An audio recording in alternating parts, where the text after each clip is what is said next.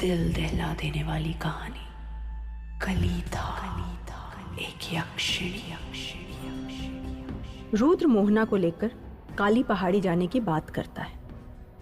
अगली सुबह सब साथ में काली पहाड़ी जाते हैं, जहां उन्हें गौरी शंकर नाम का बच्चा मिलता है, जिसने भैरवा का रक्षा त्रिशूल निकाला था। इससे पहले कि वो उस बच्चे को वहां से ले जा पाए, मोहना, साक्षी और सिद्धार्थ पर काली ताकतें हावी हो जाती। आखिर अकेले कैसे लड़ेगा रुद्र इन सबसे? जानने के लिए सुनिए आगे की कहानी। नरबली मंत्र की गूंज पूरी काली पहाड़ी में छा गई। साक्षी और मोहना दोनों ही अपने वश में नहीं थे। दोनों लड़कियां गौरी शंकर को बड़ी बेदर्दी से घसीटते हुए घने कोहरे में गुम गई। रुद्र के कानों में गूंजती गौरी की मदद की चीखों ने मानो उसमें जान फूंक दी थी। खुद पर पूरी तरह से हावी हुए सिद्धार्थ के वार को रुद्र ने अपने बाजुओं से रोका और तुरंत धक्का देकर अपने ऊपर से गिरा दिया।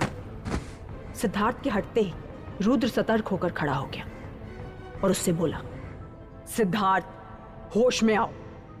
इस काली शक्ति के वश से बाहर निकलो, इससे पहले कि बहुत देर हो जाए। सिद्धार्थ पर रुद्र की बात का कोई असर न हुआ। उसने फिर आगे बढ़कर रुद्र पर हमला किया।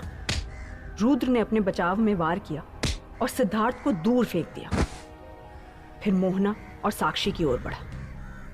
काले कोहरे ने पहाड़ी को पूरी तरह से अंधेरे में ढक दिया था। रुद्र गौरी शंकर की आवाज के पीछे अभी 4 ही कदम बढ़ा था कि सिद्धार्थ ने उसे पीछे से दबोच लिया। उधर मोहना और साक्षी काली शक्ति के वशीभूत गौरी शंकर को घसीटते हुए पहाड़ी के छोर तक ले आए। एक कदम और फिर नीचे गहरी खाई। दोनों लड़कियों ने गौरी शंकर को काली शक्ति के प्रभाव से हवा में लटका दिया। काली धुंध आसपास फैलना शुरू हो गई।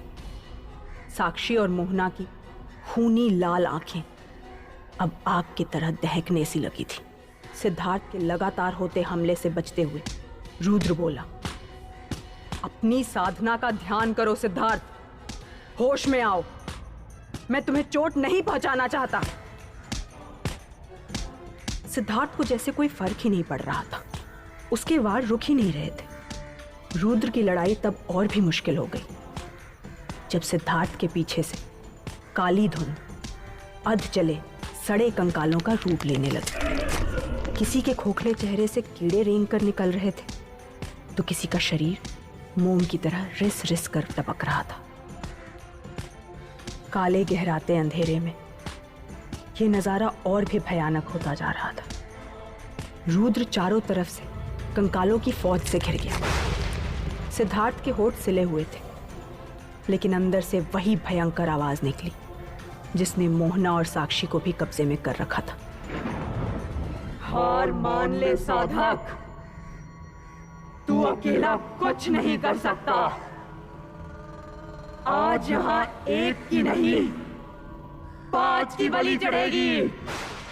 सिद्धार्थ के एक इशारा करते सबने एक साथ रुद्र पर धावा बोल दिया। पीछे से कुछ ने रुद्र को जकड़ लिया और कुछ सामने से वार करने लगे। रुद्र उनके बीच घिरा जकड़ा सिद्धार्थ को उस काली शक्ति के वश से निकलने की गुहार करता रहा, लेकिन सिद्धार्थ ने आगे बढ़कर उसकी गर्दन पकड़ ली। इधर रुद्र की जान खतरे में पड़ गई थी और दूसरी तरफ गौरी शंकर को निगलने के लिए काली शक्ति तेजी से बढ़ रही थी। जिस खाई के ऊपर उसे लटका रखा था, उसके नीचे से काली धुंध का एक छोटा सा बवंडर बनना शुरू हो गया था, जो गौरी शंकर को निगलने के लिए उसके पैरों की तरफ बढ़ रहा था। गौरी शंकर के हाल से अनजान और कंकालों से घिरे हुए रुद्र को इतना तो अंदाजा था कि उसके पास समय बहुत कम है। रुद्र ने गहरी सांस भरी और ध्यान करके महामृत्युंजय मंत्र का जाप करने लगा। अचानक चारों ओर चीखों का शोर मच गया। एक एक करके सारे कंकाल लड़खड़ा कर गिरने लगे और गहरे कोहरे में हवा की तरह घुल गए। सामने सिर्फ सिद्धार्थ बचा था। कंकालों के गायब होते ही रुद्र नरबली मंत्र की गर्जना को जोर से सुन पा रहा था। ये इस बात का अंदेशा था कि गौरी शंकर की जान बस कुछ ही सांसों में खत्म होने वाली थी। जैसे ही काली धुंध के बवंडर ने गौरी शंकर के पैरों को छुआ, उसकी दिल दहला देने वाली दर्दनाक चीखें रुद्र तक पहुंच गईं। इस बार रुद्र ने सिर्फ अपना बचाव नहीं किया, बल्कि मौके की नजाकत और जरूरत को समझते हुए सिद्धार्थ पर सामने से वार किया। एक पत्थर लेकर उसके सर पर दे मारा। खून से लथपथ सर लिए जब तक सिद्धार्थ संभलता, रुद्र गौरी शंकर को बचाने के लिए पहाड़ी की छोर की तरफ भागा। छोर के पास कोहरा कुछ हल्का हुआ। खाई अब अग्नि कुंड में बदल चुकी थी, मानो नर्क का द्वार हो। आग की रोशनी में रुद्र ने गौरी शंकर को हवा में लटके देखा। काली धुंध का बवंडर नीचे से उसे अपने लपेटे में ले रहा था।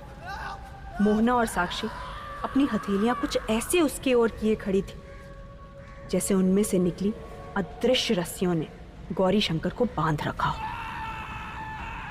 रुद्र ने मोहना और साक्षी को आवाजें लगाई, लेकिन उन्हें कुछ सुनाई नहीं दिया। उसने साक्षी पर हाथ रखकर महामृत्युंजय मंत्र पढ़ना शुरू ही किया था कि सिद्धार्थ ने उसे पीछे से घसीटकर दूर फेंक दिया। एक बार फिर सिद्धार्थ काली शक्ति की ढाल बनकर रुद्र के सामने आ गया। मोहना पर काली शक्ति का ऐसा गहरा असर हुआ था कि शरीर की नसें पूरी तरह से उभरकर फैल गई थी। उसका चेहरा काला पड़ने लगा था। रुद्र सिद्धार्थ का डटकर मुकाबला कर रहा था, लेकिन गौरी शंकर को बचाने का समय बहुत कम था। वो सिद्धार्थ को गहरी चोट नहीं पहुंचाना चाहता था, लेकिन इसी वजह से बार बार वो उसके रास्ते में आड़े आ जाता था।